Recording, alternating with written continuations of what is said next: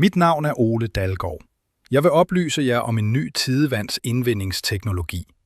Jeg er fra Danmark, hvor vi har masser af vand på vores mange kyster. Som mange andre var jeg fascineret af den kraft, jeg så, når der var høje bølger i havet. Jeg måtte dog erkende, at bølgeenergi har samme mangel som vind- og solenergi. Den er ikke forudsigelig eller pålidelig. Jeg vendte mig derfor mod tidevandsenergi, der er både pålideligt og forudsigeligt. Men endnu vigtigere er, at den er til stede hver dag, fra nu af og til jorden måske ikke længere består.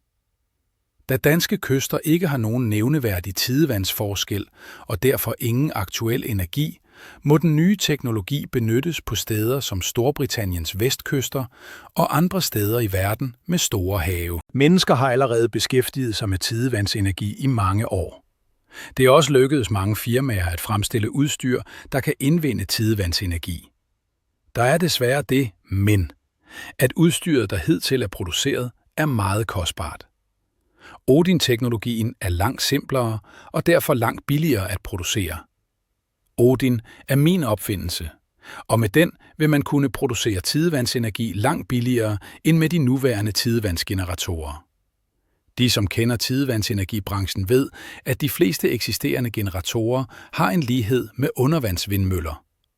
Sådanne komplicerede aggregater, der skal arbejde i saltvand, vil naturligvis blive meget dyre at fremstille. Odin er ganske simpel og vil kunne fremstille energi til helt anderledes priser, end hvad der nu er på markedet. Her ses et Odin-anlæg til animeret udgave. Størrelserne vil blive let håndterlige i udgaver fra 0,5 megawatt til 2 megawatt. Alle komponenter bygges i moduler, som kan bygges af mange forskellige firmaer på samme tid. Det betyder, at en produktion vil kunne accelerere meget hurtigt. De anbringes kystnært på havbunden og vil selv vende sammen med tidevandsskiftet. Der er riste ved vandindtaget, således at kun mindre fisk kan komme ind i Odin. De vil ganske sikkert komme uskadte igennem. Større fisk og sæler vil ikke kunne komme ind i Odin. Odin-generatorerne vil praktisk kunne opstilles i klynger. Det er godt for miljøet, fordi trawlfiskeri ikke vil være muligt eller tilladeligt, med det resultat, at man rent praktisk vil få områder med produktion af fiskeyngel. Fra nu af og til vi kan levere de første Odin-anlæg, behøver vi ca. 3,5 millioner euro.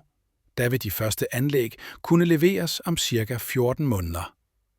Har de midler og viljen til at hjælpe Odin i gang med at få produceret grøn vedvarende energi og reduceret verdens energipriser og få en stabil og bæredygtig energi, så kontakt mig på od@odintidal.com.